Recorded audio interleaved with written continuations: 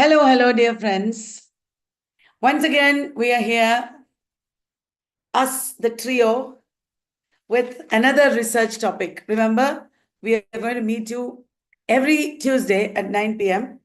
So, today's research topic that we are going to introduce to you is Blue Humanities.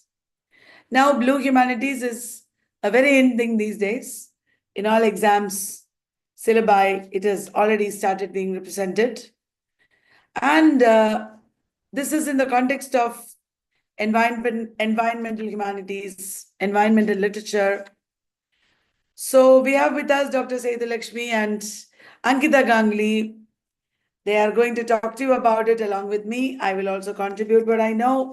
And I'm sure this discussion will lead us to some exciting research areas. And those who are interested in this area, I'm sure, by watching this video till the end, will get better clarity on how to devise your research topic and how to collect material and how to frame your research project or research paper. That is our aim. Okay, so Setu, you have prepared a very good presentation. Shall I share it? Yes, ma'am. Sure. Can you tell us a little bit about this area and how you came to it? Of course, everybody is already interested in this area, but still. Yes. So good evening, everyone. So welcome to today's session. So today we are going to deal with Blue Humanities. As we all know, it is an interdisciplinary approach. So this is an interdisciplinary approach that explores cultural, literary, and historical significance of oceans, seas, and other water bodies. From the very title itself, it's very clear. It looks into the historical, literary, and cultural significance of oceans, seas, and other water bodies. Then it also brings together diverse fields such as literature, environmental humanities, as ma'am already mentioned, then of course maritime studies and cultural geography. Cultural geography to examine the profound role water has played in shaping human experience. Water has played a role in shaping human experience. And by reimagining water, not just as a physical resource, but as a force central to human history, then identity and imagination, we begin to recognize the intricate connection between the natural world and cultural narratives. And in this way, water becomes a lens through which we can better understand both our past and future. So these are some of the major insights that lead to the development of Blue Humanities. Wow, isn't it fascinating, Setu and Ankita, that from the beginning of human history, we thought about water and our relationship to water. But only now, recently, we have developed a research area called Blue Humanities. But I remember when I teach Greco-Roman period, I teach that Anaximander thought that human life begins from water. And, water or oceans are such a big part of our existence, and we are still very land centric. So when I was reading about Blue Humanities, I was reading about the need to stop being land centric. So the water has always been like another, and now we are speaking from the margins, which we never really talked about. Water or ocean was considered to be an area of exploitation. We just got what we wanted from it, never giving it back, just pouring all our toxic poisons into the water, taking away all its beautiful life. But now it is beautiful that we have begun to realize this and talk about it, at least now. Ankita, have you had any experience with Blue Humanities yet? Yes, so during my master's, I worked on a very tiny project which revolved around the idea of prison ships and the desire. Because it is, if someone does a research on the history of the prison ships, they will notice that in prison ships, often desire proliferated among the male prisoners. Like how this confinement within the ships actually led to male homosexuality in a rapid way. It advanced male homosexuality in a rapid way, and this confinement was contrasted with this fluidity of desire which represented the oceans. So this history of the prison ships is very important to think about how water, confinement, and desire, they all work together. Wow, what a beautiful concept you have explored. That's amazing. I'm sure there is, like the ocean itself, there is a wealth of topics and approaches within this field for every one of us. Setu, would you like to go on to the next slide and explain to us? Yeah. So, as ma'am, she has already stated why it has got significance now. So that is because one of the major reasons it is because, of course, that is the climate crisis and the rising sea levels. So there is a growing need for cultural and imaginative responses to the environmental challenges we are witnessing. So that is one of the major reasons why it has been in demand now. And oceans, as Ankita was also saying about a beautiful research topic, oceans, they are not just physical spaces, they are political, ecological, and emotional realms that shape our collective experiences. And this field challenges traditional land-centered narratives, as ma'am already said, that dominate literature and history throughout these periods, opening a fresh perspective. And this particular narrative on blue humanities, it helps us reframe how we think about the sea. That is again very significant. How we think about the sea, not just as, especially in the context of colonial history. So I feel that is again an interesting aspect, how we look at the sea from a colonial aspect. But at what we have seen, it doesn't stop there. Migration, displacement, and border politics, they are increasingly being explored through the lens of the sea, acknowledging how oceans have been and continue to be crucial spaces for human movement and connection. About maritime mobility we can explore. Then what is also exciting that blue humanities engages with indigenous and coastal knowledge, perspectives that are often overlooked. We often overlook such perspectives about indigenous and coastal knowledge, about the perspective from the fisherman community, so that are often overlooked in mainstream discourses. By giving these voices and stories the attention they deserve, we give a richer and more holistic understanding of the ocean's role in our lives. So these are some of the reasons why blue humanities is in demand now. Yes. So much related to it. Everything that we relate to post-colonialism and gender and the culture studies discourses, I think in some indirect way or direct way connects with blue humanities also. Because blue humanities is like an alternative to the land narratives, and there is also migration and displacement. They're fascinating. So I'm sure everybody wants to know more about what are the key concerns in blue humanities. As we know, blue humanities can obviously relate to, as you said, colonialism and travel and migration. It can relate to longing and desire. It can relate to cultural memory and history. So there are so many ways in which you can use it to analyze texts. Blue humanities in literary studies, that is the next slide. It investigates how oceans and seas are imagined in literature and art. Blue humanities is about how seas and oceans are imagined in literature and art. The focus is on maritime fiction, island narratives. I remember the first time I heard about castaway narratives and island narratives. That was also asked in net once. It gives, all these gives some mindscapes, ocean and desert and islands. And these days, also eco-fiction, so many varieties of narratives related to ecology and ecological environmental justice, etc. Shipwreck stories, especially in Australia, there are lots of shipwreck stories. Australian literature, for one, is deeply connected to the ocean and shipwrecks. That itself is an area where you can get a wealth of primary sources.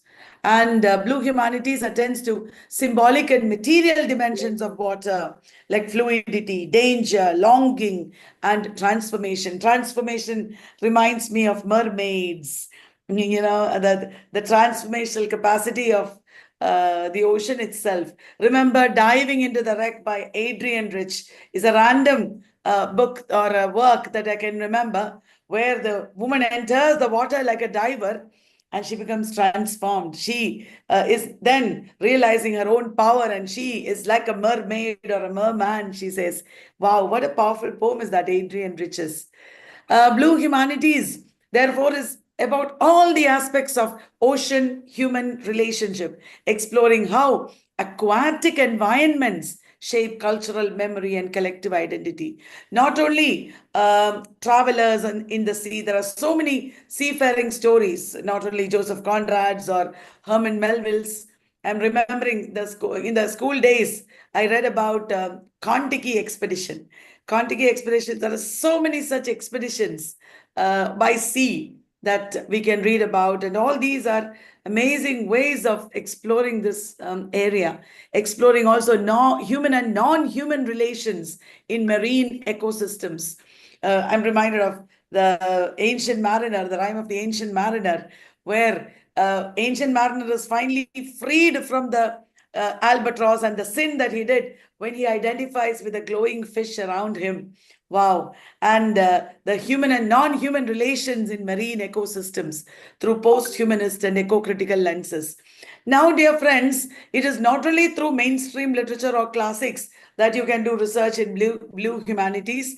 You can use a lot of other alternate resources like oral narratives or narratives of fishermen and coastal communities, or we can talk about pictorial and visual representations. We can talk about movies. We can do interdisciplinary projects related to sociology and geography. The possibilities are amazing, isn't it? Setu, you have listed out some major research areas. Would you like to throw some insight on these? Yeah, maritime eco-criticism, that is one of the major research areas that you can find in Blue Humanities.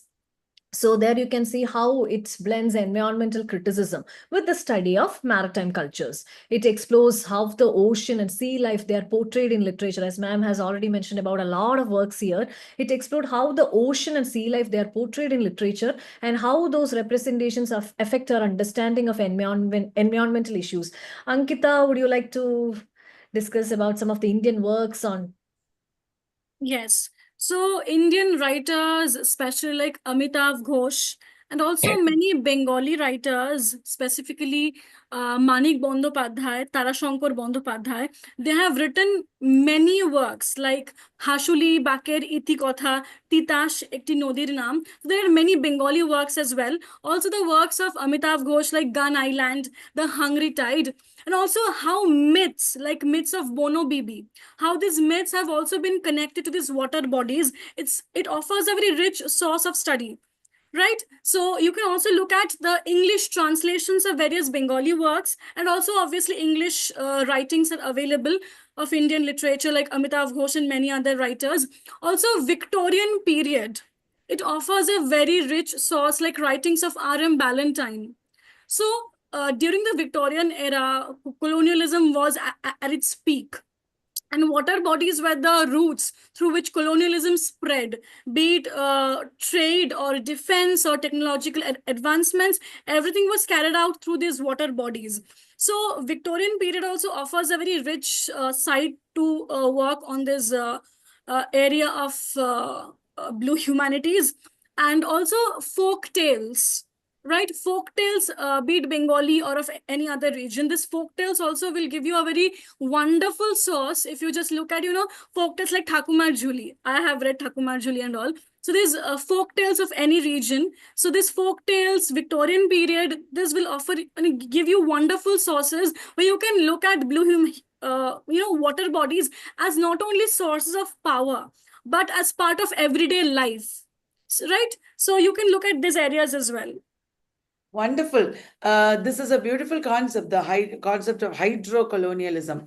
As I was listening to you, Ankita, I was getting some ideas for research projects, which I will share with you maybe after one or two slides, because I think we are coming to the different areas, not only areas, the different genres now, and also its connection, Blue Humanities connection with other domains. Let us take a quick look at the genres in Blue Humanities. We all know that recently, a few years ago, we had a huge tsunami, like the COVID Tsunami literature is also there. Tsunamis keep happening across the world here and there, not as big as the ones we had. God forbid, it'll never come back. But tsunami literature, like COVID literature, is there. Then pirate fiction, pirates and bandits. There are, I think, Eric Hobsbawm or somebody, Bandits is by Eric Hobsbawm. There are books on pirates and pirate culture and all that. I've come across, even though I've not read them.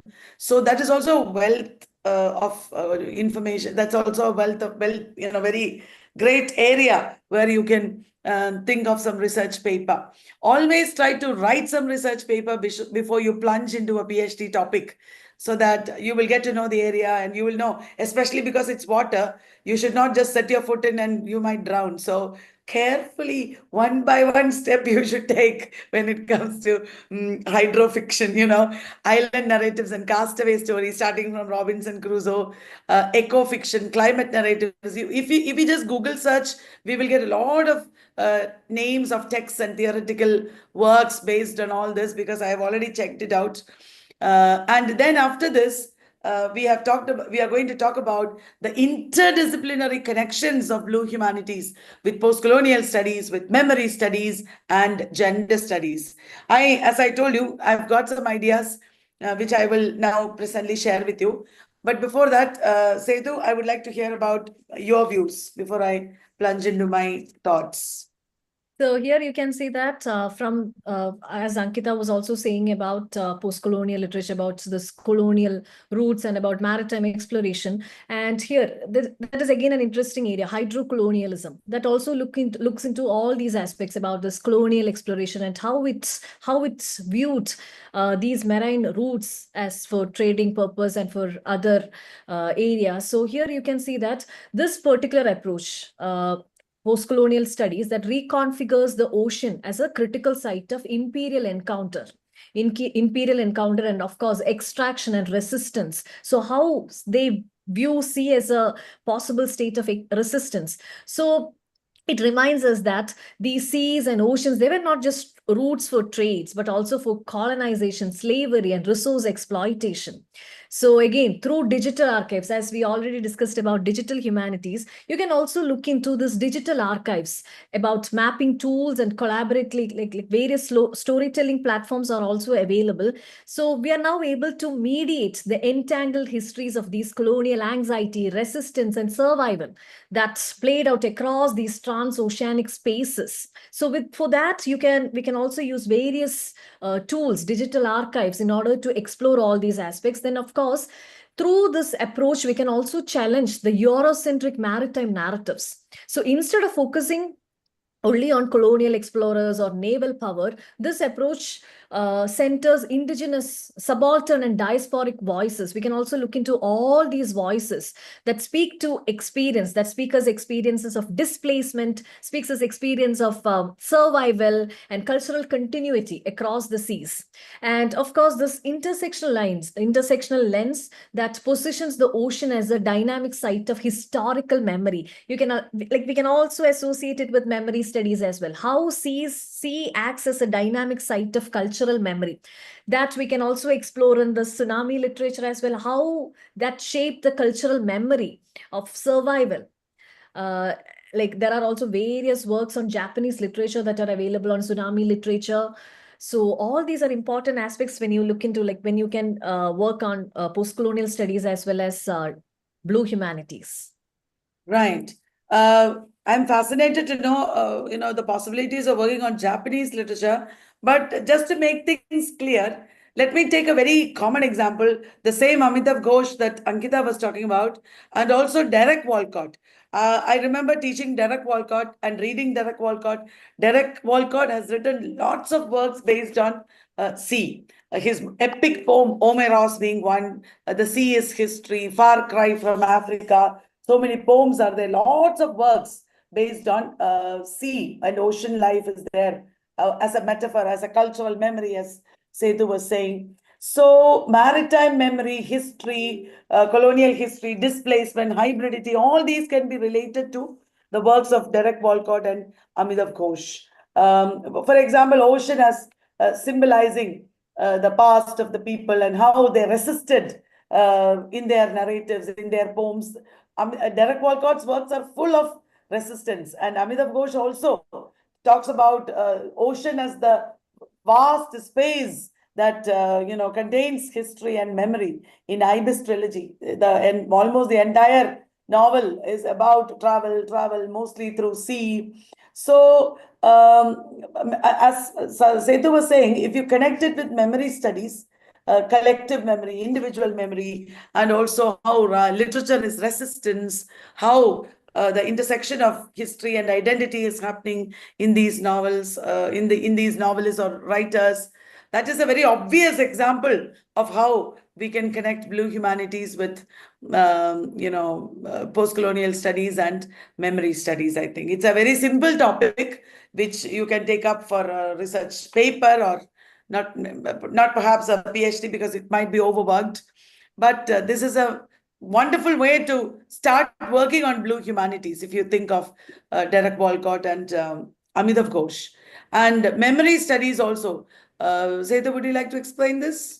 Yeah, this particular approach, it explores autobiographies, oral testimonies, and generational stories particularly. So this is again interesting, like from seafarers, from fisher folk, from coastal community. So that's gives another perspective on how we look into these blue humanities from a different perspective. So these personal and these communal narratives, they're rich sources of knowledge, emotion, and lived experiences that others don't find a space in mainstream histories.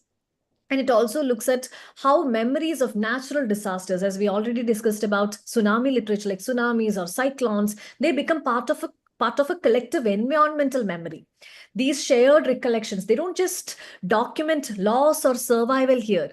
They shape how communities they prepare for and respond for future challenges. So that is one way of documentation, and that will also help you in associating it with memory studies. And exactly, like again, importantly, memory studies in this context help us understand how cultural memory is encoded in a variety of expressive forms through folk tales, as Ankita was saying, that folk tales, myths, visual arts, and rituals. These are often what we might call alternative archives. They carry deep emotional and historical meaning, and they preserve relationships between people and the sea that go beyond these written records of documentation. Sedu, as I was listening to you, I got a fascinating idea how to connect narratives from coastal communities. For example, I've been to Goa. I have explored Goa to some extent, and there are so many diverse beliefs there, rituals there, aspects of everyday life, food preparation, then folk tales, and I have come across some of these. I'm sure Goa or Pondicherry or some place like that, if you go to, you can look at the indigenous knowledges there, how it is preserved in their narratives and rituals and traditions, and what can I say, embodied cultural practices. That means how you live your life, how history and memory live through your cultural wisdom, through the everyday activities that you do, to the material culture. You can also apply concepts of material culture there, and look at also the changes brought about in this material culture and ethnic culture by globalization and climate change and all that. And when you think of coastal communities as such, we could also apply the aspects of intergenerational transmission of knowledge, how generations transmit knowledge from down the line, from grandparents to parents to children. And all this would also touch upon colonial and post-colonial elements and environmental justice. So that is, I think, a very exciting socio-cultural project on native or indigenous knowledges.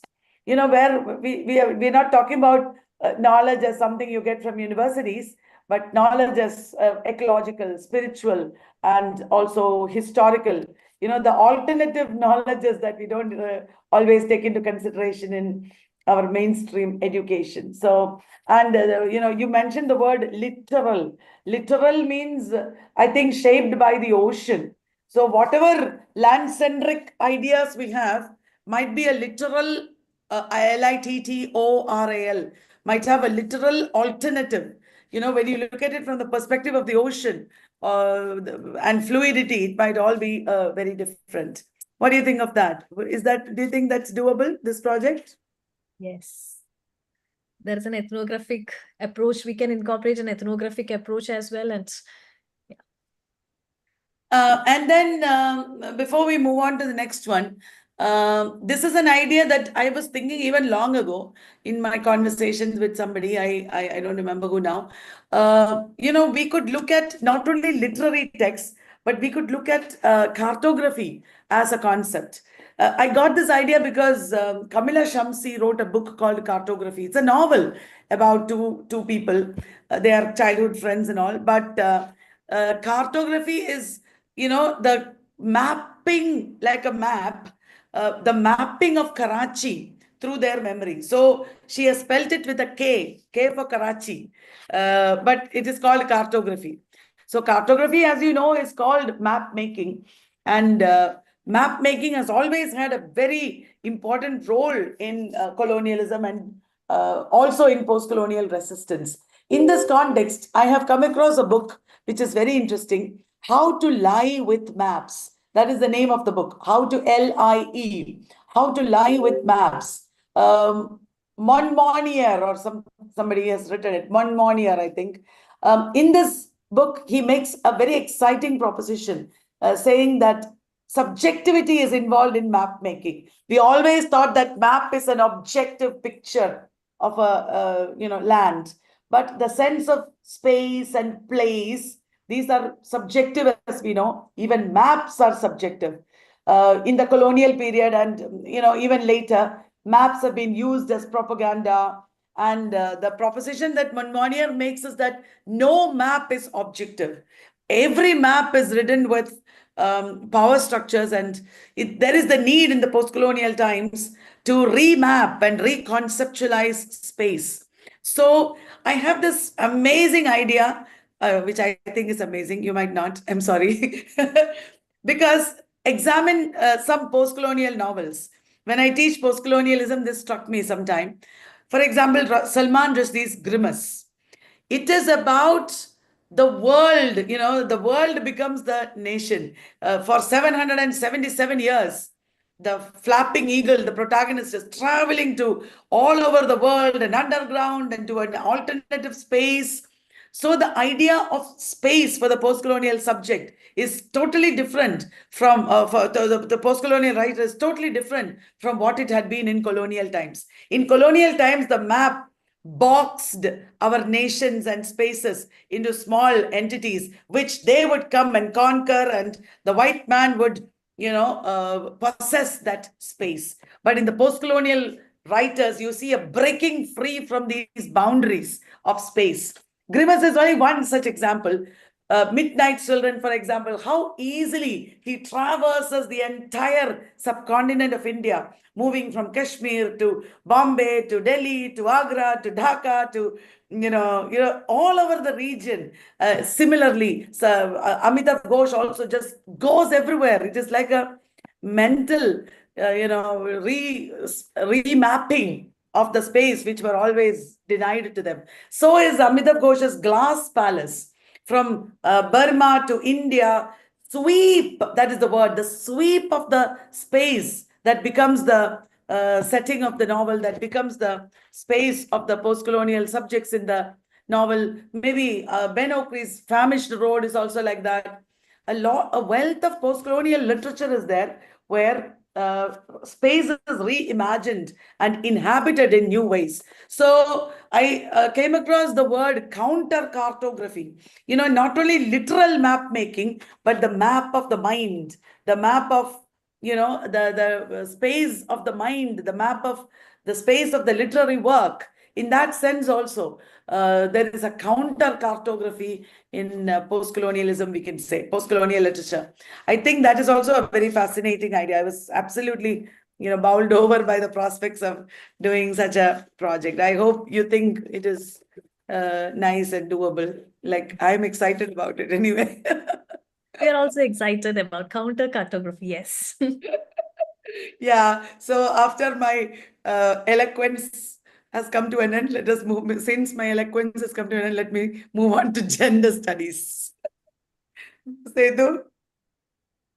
So, this perspective, from the gender studies perspective, you can see it engages with gendered environmental justice, treating things like water rights and access as core feminist concerns. In many parts of the world, women and marginalized communities, marginalized genders, they bear the brunt of environmental crisis, especially in coastal and fishing communities. So the conversation around water is never just ecological, it's also social and political as well. And the sea also becomes a powerful site of feminist ecological engagement. This means looking closely at how gender, environment, justice intersect, how far example, stories from fishermen or seafaring women, they challenge dominant narratives that often overlook their roles and struggles here. And through gender studies, we can also reimagine the sea as a space of resistance and transformation, a place where marginalized genders, they confront inequality and they survive environmental precarity and create new meanings. So it's not just about survival, it's about rewriting the terms of engagement with nature, history, and power. So that's how we can associate it with the gender studies as well. Yeah, that's again a fascinating area where we talk about fisherwomen, and there is something called blue economy, or obviously blue economy is marine economy, and how fisherwomen who do not go out in the sea to catch fish also form a very, very important part of the blue economy by selling fish and by supporting the economic activities. There is also something possibly called feminist oceanography, looking at oceans and the life in the ocean, the labor related to the ocean. We can apply social reproduction theory and analyze labor theory. Paul Willis and many people have talked about labor, learning to labor. What is the name of his book? So theories related to labor and sociology can be applied, I think, because as Setu, you were rightly saying, the ocean is not just for exploitation, it is not just for fishing. There is an affect, there is an emotion associated with the ocean. The themes of kinship, as you said, memory also. The ocean as a gendered space where you have both sustenance and possibility of resistance. It's a beautiful idea how the feminist approach to blue humanities can possibly disrupt or unsettle the masculinist discourses that we are usually used to. And the Caribbean writers, the African writers, not only Amitav Ghosh, but Caribbean writers, African writers, and Australian writers, all of them have contributed tremendously to this discourse. Whether or not they are aware of blue humanities, anyway, they have written works centered on fishermen and fisherwomen and maritime life.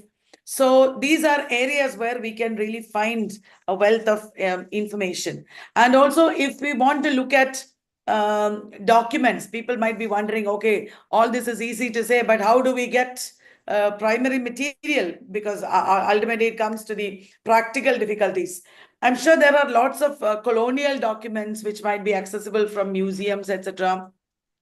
There might be church documents. I'm thinking of Goa. If you are doing a project, the project that I mentioned related to Goa, Goanese, indigenous knowledge, etc. I'm sure church documents would really, provide a lot of information. And also, as Ankita was saying, folk songs and folk literature. And we also take up oral narratives. The researcher herself can interview people, and all that is possible. It is not even difficult, it is easy. Now, in the next slide, we have also given some new possibilities for research, reconceptualizing the sea in digital humanities and virtual spaces. Like already we talked to you about digital humanities, creating these documents, accessing these documents, analyzing these documents are all easy. If you do not know, please watch the previous video. And there are also oceanic climate change discourses, gendered vulnerabilities, Very important, because vulnerability or precarity is not the same for all genders. Integrating indigenous knowledge systems into Blue Humanities and fostering intersectional approaches, which I think Setu Lakshmi has already talked about. So that was a fascinating discussion. But don't think there are no challenges or critiques. There is over-representation of oceanic vastness as abstract, neglect of inland and intertidal ecologies, because ocean is not the only thing. There are so many other ecologies. And also the rather slow integration of activism and policy. These are happening on the one side. These are the critiques and challenges to the Blue Humanities research area. But we don't have to worry about that. We can explore this area and start with our own projects. What do you say, Setu and Ankita? Yes. Yes. So when we were talking about this idea of belonging and mourning, the Riders to the Sea by James Singe, I think it's very important. Like how Yeah. Moria grieves the loss of her children to the sea. So, and also uh, in Bengal, especially, we study a lot about ghosts of the oceans and rivers. Ghosts of Bengal is a very wonderful book by one of the professors of Ashoka University, if I'm not wrong. So, Ghosts of Bengal, you can look up. It's a massive work which actually studies the history of all the ghosts of Bengal and their various water ghosts like Bak and Mecho Bhoot, like ghosts who love to eat fish. So all these I think are very interesting and very humorous areas to work on. So supernatural interventions in water bodies, that's also very interesting. Wonderful. I'm sure not only in Bengal, there are so many ocean narratives across India in all languages. Like we talk about Dalit literature from all over India. I think this is a great possibility. Wonderful that we talked about it. I'm so happy. I'm sure many of you have really benefited from this discussion. We look forward to hearing from you. Please tell us what you think about it in the chat box and in the comment section on the video. Looking forward. Next Tuesday on the next week at 9 p.m. again, we will be back with another research topic. And I'm so happy that this might possibly change the very landscape of research because we are throwing open many meaningful discussions. Thank you so much, everyone. Signing off. Kalyani, Setu, and Ankita. Bye-bye. Bye bye. Good night, everyone. Have a fluid night.